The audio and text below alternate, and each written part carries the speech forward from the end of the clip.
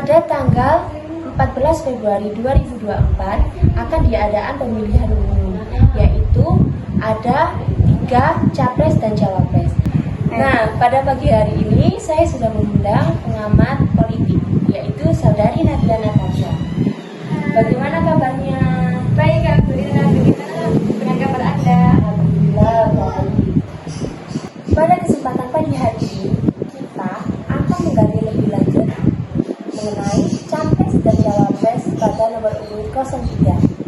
Menurut Saudari Nabila Natasha, apakah capres dan cawapres pada nomor urut 03 sudah cocok atau bagaimana? Menurut pendapat saya, pasangan capres dan cawapres nomor urut 3 ini sudah cocok karena keduanya sama-sama alumni dari ilmu politik dari Universitas Gadjah Mada, yang seperti kita tahu bahwa Universitas Gadjah Mada merupakan universitas yang terbaik di dunia. Selain itu juga, Bapak Ganjar kan dari partai PDIP. Sangat tidak mungkin kalau partai PDIP ini asal memilih pasangan untuk Pak Ganjar. Jadi, waktu itu ada 3 kandidat, yaitu Bapak Sandiaga Uno, Ibu Khofifah, dan Bapak Ridwan Kamil. Tapi yang terpilih yaitu adalah Pak Mahfud MD.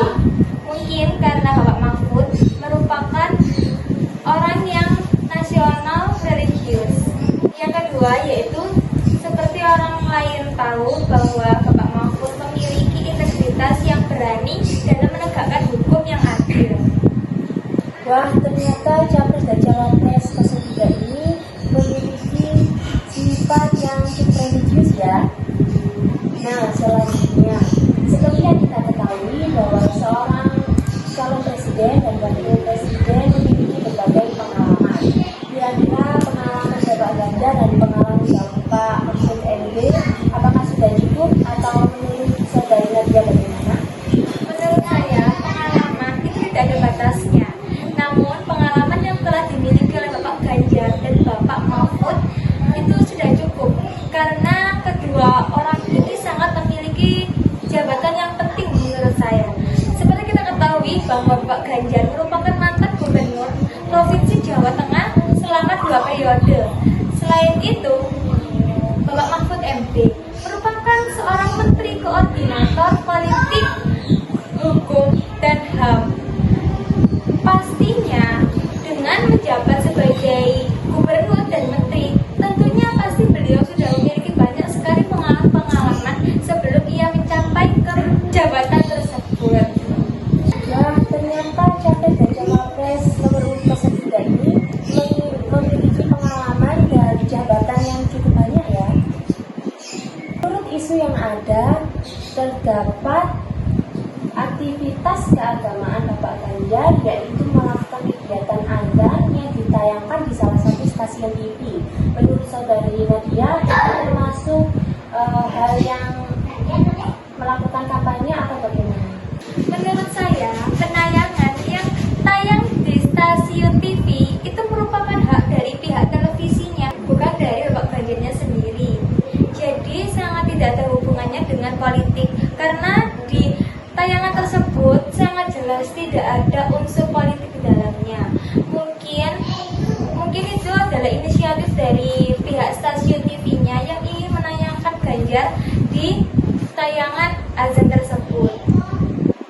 Jadi hal tersebut bukan karena keinginan Bapak Ganjar sendiri ya? Bukan. Kalau dari pihak Ganjar sendiri, cara kampanyenya salah satunya yaitu dengan mengadakan konser. Ya, selanjutnya pada saat Bapak Ganjar melakukan kunjungan di Universitas UI, ada salah satu mahasiswa yang bernama Naufal yang bertanya kepada beliau, apakah saat terpilih Bapak Ganjar menjadi presiden, itu Bapak Ganjar menjadi Ibu Megawati. Bagaimana menurut Saudara Nadia? Menurut saya, yang saya tahu dari video tersebut, Bapak Ganjar tuh menegaskan bahwa ia adalah kader partai. Dan di situ ia juga menjelaskan bahwa saat ia terpilih menjadi presiden, ia akan lebih mementingkan permasalahan dari rakyat dan mengesampingkan urusan partai.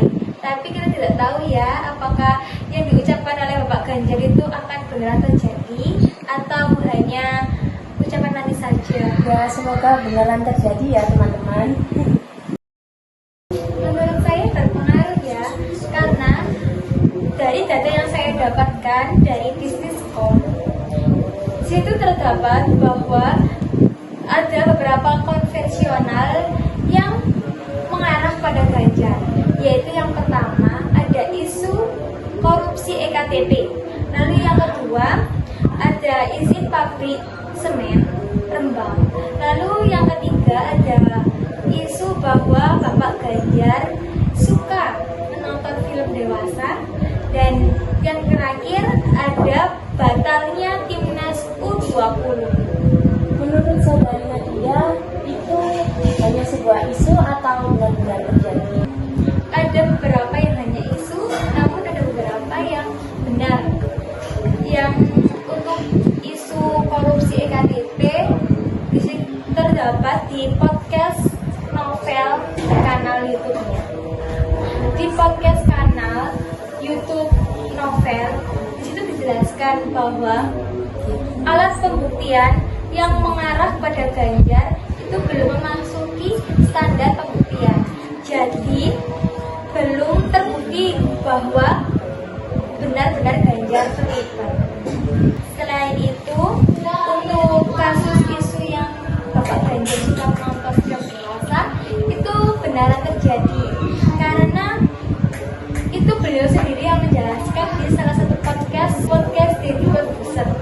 Untuk isu gagalnya timnas U20 itu benar terjadi, karena Bapak Ganjar sendiri menjelaskan bahwa ia berpegang teguh pada komitmen yang telah dibangun oleh Bapak Soekarno, yang telah berkomitmen dengan negara Palestina. Lalu ia juga mendukung keputusan dari Partai PBIP untuk menolak kehadiran dari Israel, karena menghargai Palestina yang sedang dijajah oleh Israel. Jadi dari hal-hal tersebut ada yang hanya sekedar isu dan ada yang juga sudah terjadi ya? Iya.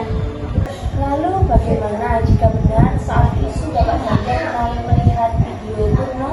Menurut saudari Nadia bagaimana? Menurut saya sangat tidak etis ya kalau perbuatan tersebut dibicarakan di depan publik, karena dapat dicontoh oleh orang lain, dan sangat bahaya jika hal tersebut dicontoh oleh anak-anak yang di bawah umur, karena perbuatan tersebut dapat merusak otak hingga menyebabkan orang tersebut mengalami gangguan emosional, bahkan dapat depresi menurut psikologi. Selain itu, kalau menurut sisi dari Islam, itu termasuk perbuatan maksiat. Terakhir nih untuk saudara Nadia. Menurut saudara Nadia, harapan saudara Nadia untuk tahun 2024 ini apa? Semoga kedepannya bagaimana?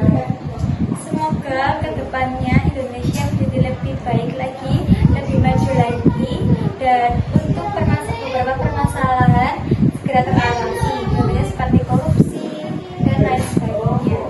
Semoga siapapun yang menjadi presiden kita dapat amanah dan bukan hanya omongan manis saja. Pada hari ini sudah berada di ujung acara ya. Pesan dari kita berdua, jangan lupa pada tanggal 14 Februari 2024 ada pemilihan presiden dan calon presiden. Pesan dari kita, jangan golput, dan Untuk yang belum bisa menentukan pilihannya, segera tentukan, karena masa depan Indonesia berada di tangan karya. yang dari kami, saya Rita Kamila. Saya Nurjana Tasya. Terima kasih. Wassalamualaikum warahmatullahi Warahmatullahi wabarakatuh. wabarakatuh.